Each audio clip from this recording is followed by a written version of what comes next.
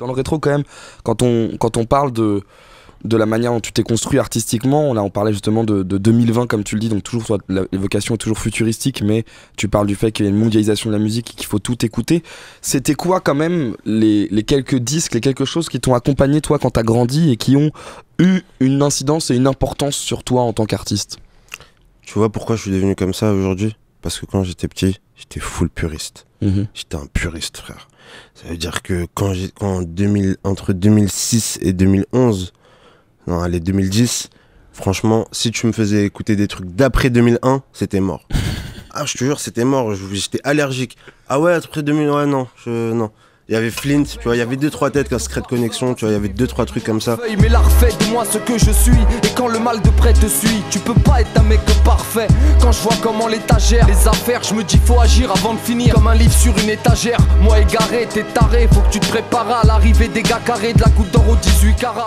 Quand j'étais petit, j'étais bousillé d'Ideal J, Oxmo Puccino, la FF, tu vois, 98 c'est mon année, frère. Tous les gros tubes qui sont Ideal J, je me suis vraiment explosé, frère. Des Oxmo Puccino, frère, c'est Oxmo Puccino, si je le vois un jour, je sais pas ce que je lui fais, je lui fais une danse, frère. Tu vois ce que je veux dire? Je dis merci beaucoup, frère, tu vois. Cette époque-là, l'âge d'or du rap français, moi je suis d'accord, Time Bomb, ouais, tu vois. Aujourd'hui, il y a 2-3 rappeurs comme ça qui ont des éclairs de génie dans leur lyricisme, mais frère, personne n'arrivera, tu vois.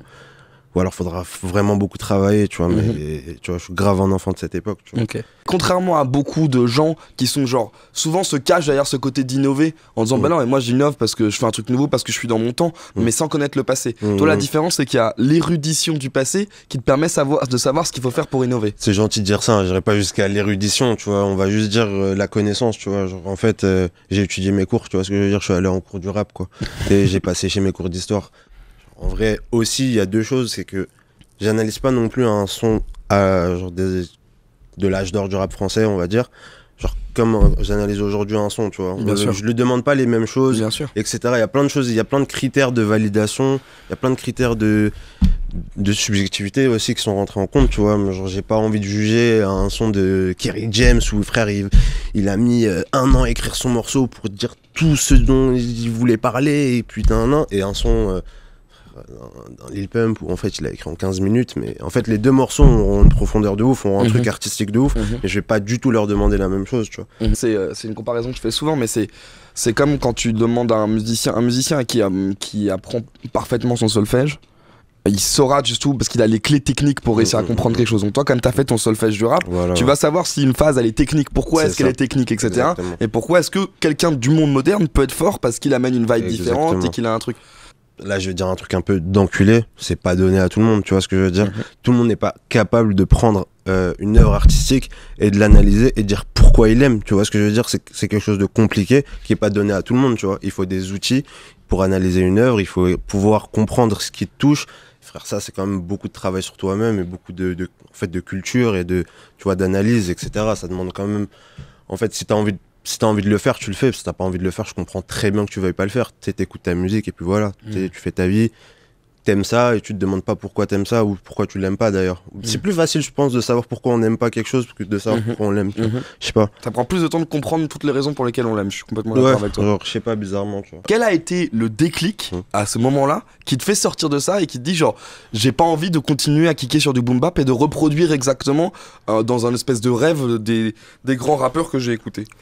Honnêtement, je me suis vraiment mangé la trappe avec des gros trucs, des trucs mainstream, tu vois, Versace, je pense, vraiment un truc tout con où je me suis dit, oh putain, Versace. Tu vois, je savais pas ce qui me prenait, j'étais, oh, qu'est-ce qui se passe? Moi aussi, j'ai envie de mettre du Versace, là. Versace, Medusa head on me like Illuminati. I know that you like it. Versace, my neck and my wrist is so sloppy. Versace, I love it. Versace, the top of my Audi. My blood get John Gotti, he give me the dust and I know that they mighty. Mais vraiment, c'était avec un gros truc mainstream. Et après, tu vois, j'ai dû développer un truc en mode un peu underground, qui fait les trucs, etc. Tu vois, mais genre, ouais.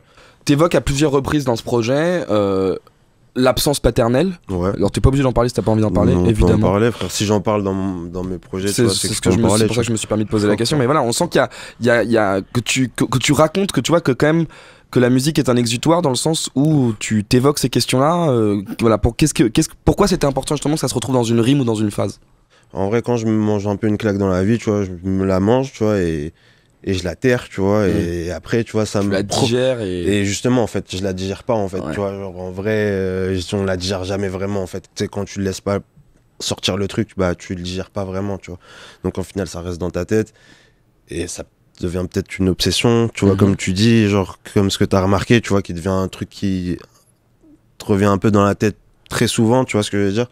Et en fait, le plaquer, quelque part et le dire à 15, 20, 30, 1000, 15, 100 000, je sais pas combien de personnes, tu vois, bah, ça détend, tu vois. Là c'est marrant, je voyais le documentaire sur Travis Scott et tu sais le terme de raging, de dire genre faites tout sortir dans un concert, c'est le meilleur endroit pour le faire.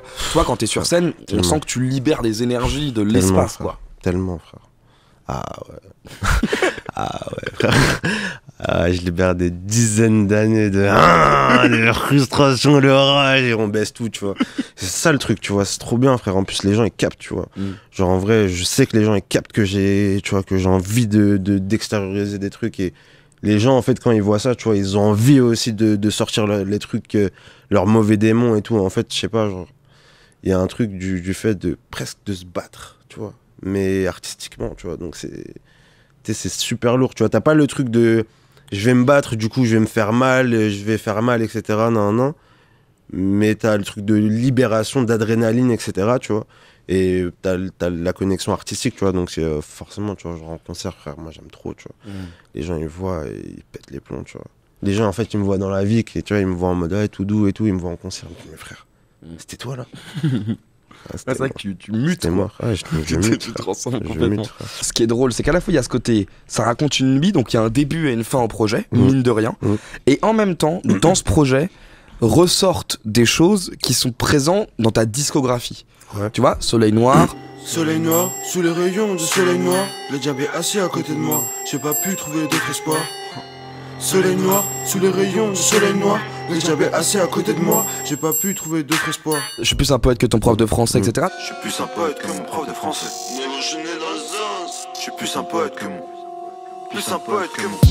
Je suis plus un poète que mon prof de français. Je viens de rebeauder aux sourcils français. Donc il y a ce morceau-là, il y a ce projet-là qui se ferme sur lui-même, et en même temps il fait aussi l'écho de tout ce que tu as fait depuis toutes ces années musicalement. Pourquoi est-ce qu'il y a cette espèce de double temporalité comme ça dans ta musique? Bah, en soi, t'es obligé de la créer, cette double temporalité, parce que sinon tu peux pas créer d'univers, tu vois, genre... Et en fait ça c'est un terme, on appelle ça une littérature, c'est quand toute ton œuvre elle se fait écho à elle-même. Et donc complètement. Je suis plus un poète que mon prof de français. Au lycée j'ai allé les yeux bien défoncés. J'avais tort, je pensais la tête enfermée dans un nuage de pensée.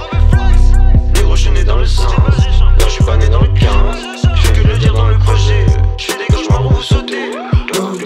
Dope. Smoke, j'aime dope. OG comme dog. Profite comme Bob. Dope. Smoke, j'aime dope. OG comme dog. Profite comme Bob. Le cœur est froid, y'a pas trop d'espoir. Il faut que je fasse de la monnaie, moi. Je crois pas négro que tu me connaisses, moi. La mort m'accueille sous le soleil noir. Le cœur est froid, y'a pas trop d'espoir. ça veut dire quand même que quand tu commences toi en 2010-2011 et que tu continues à faire des projets aujourd'hui, est-ce que t'avais genre un plan, une sorte de sketch dans ta tête, tu vois, un peu comme Émile Zola, tu sais, les Rougon-Macquart, il savait du début à la fin les trucs. Est-ce que t'as un peu ce truc-là? C'est Few, il a fait aussi, tu vois, les quatre albums, il avait 4 noms qui devaient se répondre dès le début du moment où il a commencé à rapper. C'est vraiment, je pense que c'est vraiment trop ambitieux parce que je suis pas ce genre d'artiste là. Et ce serait te mentir que de dire que oui, tu vois, parce que frère, dans 2 ans, je sais que je serai pas la même personne. Et en fait, je sais que j'évolue tellement tous les jours, tellement à la minute j'évolue et ça se trouve, tu vois, en fait, je change tellement d'idées, d'avis, etc. Et je suis tellement pas sûr de ce que je pense en réalité que, frère, en vrai... Ouais, et pourtant t'es sûr que t'es plus un poète que ton prof de français. Ça par contre je suis sûr. ça c'est des faits, tu vois. Ça je peux l'observer par des faits empiriques, frère. Non, je suis plus un poète comme prof de français, mais frère. For real, même toi t'es plus un poète comme prof de français. C'est pas difficile, frère. Et du coup dans cette planète, ce monde que t'évoques, où tu dis tout est périssable, et que t'as commencé l'interview comme ça en disant moi j'ai qu'une envie, c'est de m'exploser le plus vite possible et vivre maintenant. Pourquoi est-ce qu'il y a cette urgence? Pourquoi est-ce que justement cette planète noire elle te donne le sentiment qu'il faut tout vivre maintenant très vite plutôt que de continuer à la regarder en disant de toute façon ce que je vois visiblement ça a un impact hyper négatif sur Watt quoi? Parce que en fait, moi, c'est plus par rapport au fait que j'ignore ce qui va se passer demain, tu vois. Et en fait, le truc le plus dur dans la vie, c'est de ne pas savoir, tu vois ce que je veux dire. Et en fait, à partir de là, frère... J'ai tué le roi pour les lingos. Négro, le monde, il est dingo. Je roule le jangan de la main droite. Je fais le linguin de la main gauche. Dans les circuits, c'est la genda. J'ai une cali, je veux une Kendall. Toi, t'es une love, mais elle t'aime pas. Me parle pas si tu dégaines pas. Ils savent que la drogue est nickel. Tu veux des pilules très très fort. Tu veux passer un bon week-end. Tous mes tout bastos sont week-end. Je vois tu t'en fous dans le... Il y a un truc chez toi, c'est que on a l'impression que t'as jamais connu l'insouciance. Tu vois, c'est que t'as jamais connu le côté genre chill, genre je vis tranquillou, je suis un peu et même ton rapport au gueudreau que tu cites beaucoup dans le truc sont pas dans un rapport de genre je vais pop des extasies, aller en concert, écouter de la musique électronique et oublier ma vida. C'est toujours dans une truc un peu bresson de recentrement sur toi, etc. Je te sens. Ouais, bah en vrai, je sais pas. Moi, j'ai beaucoup utilisé la drogue aussi pour me connaître, tu vois ce que je veux dire. C'est parce que t'as quand même un genre de recul sur les choses, tu vois. Et en fait, c'est comme si t'étais dans une pièce avec toi-même et que tu pouvais te regarder, tu pouvais vraiment te parler, tu vois. Et c'est intéressant. C'est intéressant parce que il y a grave des moments dans la vie où t'as pas ce recul-là, tu vois, où justement t'es en mode bah je sais pas vraiment en fait, je sais pas du tout, tout ça, etc. Et en fait, ça te donne pas les réponses, mais ça te donne des choix, en fait. Ça te dit, bon, il peut y avoir ça, il peut y avoir ça, il peut y avoir ça. Mais ça te donne pas vraiment une réponse. En tout cas, moi, je sais que ça me le donne pas comme ça. En fait, moi, je sais que je suis trop... En fait, j'ai deux personnes dans ma tête... Ça te fait juste te poser plus de questions. Exactement, j'ai deux personnes dans ma tête qui ont exactement genre, deux avis différents, mais genre deux manières de défendre leur avis trop stylées, genre, tu vois.